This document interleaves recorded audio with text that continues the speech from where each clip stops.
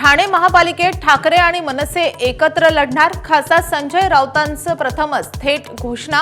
भाजपच्या अबकी बार 70 पारलाही जोरदार प्रत्युत्तर.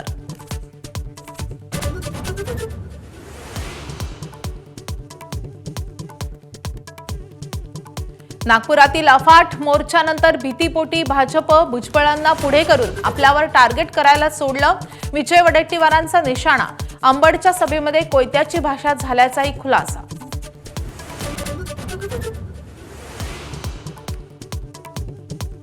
विखेंनी विखार पसरवला. आम्ही त्यांना सोडणार नाही. ओबीसी मेळाव्यातून भुजबळांचा थेट सरकारलाच घरचा आहेर.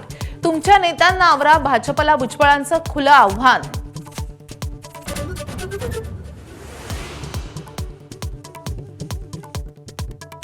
मराठा आणि ओबीसींमध्ये अंतरवलीच्या दरिंदे पाटीलमुळेच. बीडच्या महाएल्गार सभेमध्ये भुजबळांचा जरांगेंवर विखारी आरोप. तर विखेंना जेआर तरी कळतो का? धनंजय मुंडेंची बोचरी टीका.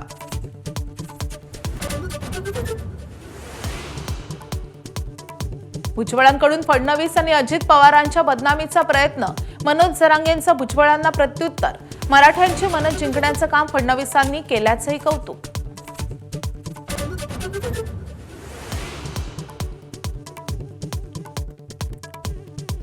अधिकार की लड़ाई में निमंत्रण नहीं भेजे जाते.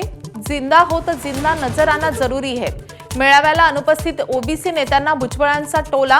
पंकजा मुंडेंकडे रोख असल्याची चर्चा.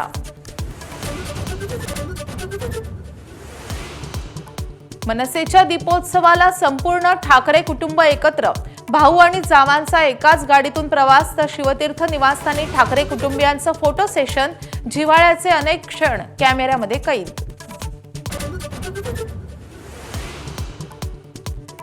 धनत्रयोदशीच्या दिवशीच धन्वंतरी सर्वसामान्यांना पावला.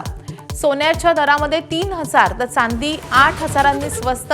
जळगाव आणि खामगावच्या बाजारपेठेमध्ये खरेदीदारांची मोठी गर्दी. दिवाळीत रात्री 10 तर लक्ष्मीपूजनाला रात्री 12 वाजेपर्यंतच फटाके फोडण्याची परवानगी. डेसिबलची मर्यादाही पाळा.